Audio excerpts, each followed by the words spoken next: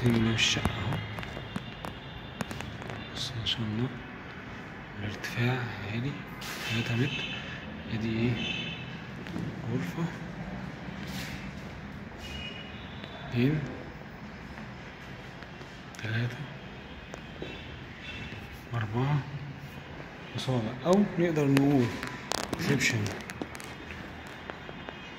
ادي 3 قطعتين، ادي قطعة تالتة، ادي غرفة.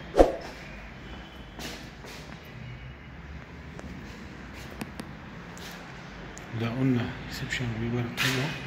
ادي الغرفة التانية كويس، وادي الغرفة التالتة اهي. طيب وده بقى المطبخ.